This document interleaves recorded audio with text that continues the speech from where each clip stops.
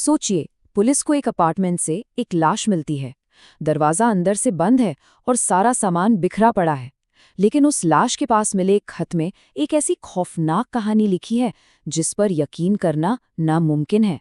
ये खत हमें एक ऐसे श्राप की दुनिया में ले जाएगा जहां से लौटना शायद मुमकिन ही न हो। इस पूरी कहानी का हर सिरा, हर मौत और हर डर बस इसी एक शब्द से जुड़ा हुआ है, एक मुस्कान। कहानी की हीरो है डॉक्टर रिंकी, एक साइकाइट्रिस्ट। एक रात उसे अपने फ्रिज के रिफ्लेक्शन में किसी का साया दिखता है। वो एकदम से घबराकर पलटती है, पर वहां कोई नहीं होता। लेकिन फिर उसकी नज़र सामने की दीवार पर पड़ती है, जहां खून से एक मुस्कान बनी हुई थी। और बस यही उस खौफनाक सिलसिले की पहली कड़ी थी। रिंकी की जिंदगी में इस डरावनी मुस्कान का दिखना कोई इत्तेफाक नहीं था। ये तो एक ऐसे भयानक सिलसिले की शुरुआत थी जिसका सामना उसे बिल्कुल अकेला। अब यहाँ सबसे दिलचस्प बात यह है कि रिंकी खुद एक मनोचिकित्सक है। तो जाहिर है जब ये अजीबोगरीब घटनाएं शुरू होती हैं तो उसे लगता है कि ये सब उसके दिमाग का वहम है। वो इसे अपनी मानसिक हालत से जोड़ के देखने लगती है। अरे यहाँ तक कि खुद को इंजेक्शन लगाने के बारे में भी सोच लेती है। इससे पता चलता है कि वो अंदर से कितना डरी हुई और अकेला महसूस कर रही थी। लेकिन जब ये घटनाएं बढ़ती जाती हैं तो रिंकी समझ जाती है कि ये सिर्फ उसका वहम नहीं हो सकता। वो इस पहेली को सुलझाने का फैसला करती है और इसका पहला सिरा उसे अपने एक मरीज अर्जुन की हाल ही में हुई दर्दनाक मौत से जुड़ता हुआ मिलता है। तो रिंकी अर्जुन की पत्नी से मिलती है। वो बताती है कि अर्जुन अपने पिता की मौत के बाद से ही एंजाइटी और डिप्रेशन से जूझ रहा था, लेकिन इलाज के बाद वो काफ़ी हद तक ठीक हो चुका था। लेकिन फिर अचानक उसकी हालत बहुत ज़्यादा बिगड़ गई और ऐसा तब हुआ जब उसके एक स्टूडेंट ने ठीक उसकी आंखों के सामने खुदकुशी कर ली।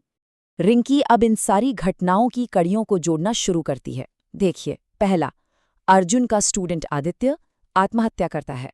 दूसरा, इस घटना के बाद अर्जुन की मानसिक हालत एकदम से बिगड़ जाती है। तीसरा, अर्जुन अस्पताल में ठीक रिंकी के सामने अपनी जान दे देता है। और चौथा, ठीक इसी के बाद रिंकी को वो खौफनाक मुस्कान दिखनी शुरू हो जाती है। अब उसे एक साफ साफ पैटर्न नजर आने लगता है। रिंकी अब और गहराई से जांच करती है। उसे एहसास होता है कि यह सिलसिला शायद अर्जुन से भी पहले शुरू हुआ था।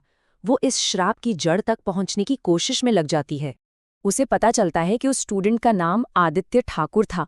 और सबसे अजीब बात यह थी कि कुछ दिन पहले ही किसी ने उसे कुरियर से आदित्य की तस्वीर भेजी थी। अब उसे समझ आता है कि ये कोई मजाक नहीं था, बल्कि एक इशारा था। इसके बाद रिंकी आदित्य की माँ से मिलती है। वहां उसे पता चलता है कि आदित्य भी अर्जुन की तरह डिप्रेशन का शिकार था। अच्छा, उसकी आंखों के सामने परिवार में किसी की मौत तो नहीं हुई थी, लेकिन उसने अपने प्यारे कुत्ते जेरी को मरते हुए देखा था और वो उस सदमे से कभी बाहर ही नहीं आ पाया था। और अब श्राप का पूरा रास्ता साफ हो जाता है। ये एक शिकार से दूसरे तक आखिर पहुंचा कैसे? इसका जवाब है किसी करीबी की दर्दनाक मौत का गवाह बनना। बस यही वो सदमा था जो अगले शिकार को कमजोर बना देता था। श्राप जेरी से आदित्य तक पहुंचा, आदित्य से अर्जुन तक और फिर अर्जुन से खुद रिंकी तक। एक पूरी चेन तैयार हो चुकी थी। चलिए, अब कहानी वापस उसी पुलिस जांच पर आती है जहां से हमने शुरू किया था। रिंकी की लाश मिल चुकी है और पुलिस को वो खत मिलता है जिसमें रिंकी ने मरने से पहले सब कुछ लिख दिया था। उसने उस दानव की पूरी साजिश को उजागर कर दिया था। रिंकी अपने खत में उस दानव के काम करने का तरीका बताती है। वो लिखती है कि ये डीमन जानबूझकर ऐसे लोगों को निशाना बनाता है जो पहले से ही मानसिक रूप से कमजोर हों। वो उनकी इसी कमजोरी का फायदा उठाकर उनके मन पर कब्जा कर लेता है। तो रिंकी ने उस दानव के काम करने के 3 नियम समझ लिए थे। पहला, वो हमेशा दिमागी तौर पर कमजोर लोगों को ही अपना शिकार बनाता है। दूसरा, श्राप को एक्टिवेट करने वाला ट्रिगर होता है किसी अपने को मरते हुए देखना। और तीसरा, उसका आखिरी मकसद होता है शिकार पर कब्जा करके उसे किसी और के सामने मारना, ताकि ये श्राप अगले गवाह तक पहुंच सके। और जब रिंकी को ये सब समझ आ गया तो उसने एक भयानक फैसला लिया। उसने इस दानव को रोकने के लिए खुद को कुर्बान करने का एक प्लान बनाया। उसकी सोच बहुत साफ थी। देखिए, वो जानती थी कि दानव उसे किसी और के सामने मारेगा ताकि श्राप आगे बढ़ सके। लेकिन अगर वो दानव के मारने से पहले ही खुद अपनी जान ले ले तो शायद ये चेन टूट जाएगी और श्राप हमेशा के लिए खत्म हो जाएगा। पुलिस को रिंकी के कमरे से एक सीसीटीवी फुटेज मिलती है जिसमें उसके आखिरी पल कैद हुए थे और जो कुछ उन्होंने देखा उसने उनके होश उड़ा दिए। फुटेज में दिखता है कि रिंकी का कमरा अंदर से बंद है, लेकिन फिर भी अचानक तेज हवाएं चलने लगती हैं। हवा इतनी तेज होती है कि उसका सारा सामान उड़ने लगता है।